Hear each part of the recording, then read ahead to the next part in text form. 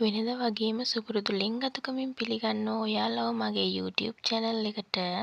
ඉතින් මම අද ඔයගලන්ට අරගෙන ආවේ රසවත් වගේම ඊටම වටිනා වීඩියෝ එකක්. ඉතින් අපි වීඩියෝ එකට ගිහින් බලමු. ඉතින් මේ අවශ්‍ය ද්‍රව්‍ය තමයි ඔයගලන්ට පේන්නේ. ඉතින් මෙන්න මේ සියලු ද්‍රව්‍යම මිශ්‍ර කරලා හොඳට මිශ්‍ර වෙන ආකාරයට හදා ගන්න ඕනේ මේ මිශ්‍රණය. ඊට පස්සේ මෙන්න මේ ආකාරයට බිත්තරයක් දාලා හොඳට මිශ්‍ර කරගන්න ඕන. ඊට පස්සේ ඔයාලා චොකලට් මිශ්‍රණයක් හදනවා නම් මෙන්න මේ විදිහට චොකලට් කුරු දාලා චොකලට් මිශ්‍රණය හදාගන්න පුළුවන්. ඒ වගේම මේක පාට 6කින් අපිට හදාගන්න පුළුවන්. මෙන්න මේ විදිහට ඔයාලා සෝස් බෝතලයක් අරගෙන ඒකට මේ මිශ්‍රණය පුරවලා මෙන්න මේ විදිහට පෑන් එකකට මකුළු දැල්ලක් වගේ හිටින ආකාරයට වක් කරගන්න ඕන. ඊට පස්සේ මෙන්න මේ විදිහට තමයි ඔයාලා දකින්නේ. මෙන්න මේ විදිහට චොකලට් වලිනුත් අපිට මේක හදාගන්න පුළුවන්.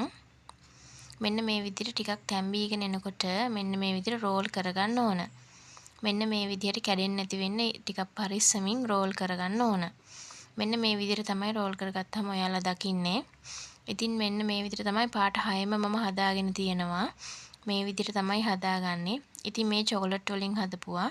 ඔයාලට පුළුවන් චොකලට් වලිනුත් හදාගන්න. ඉතින් තවත් වීඩියෝ එකකින් හම්බ වෙනකම් ඔයාලට සුබ දවසක්.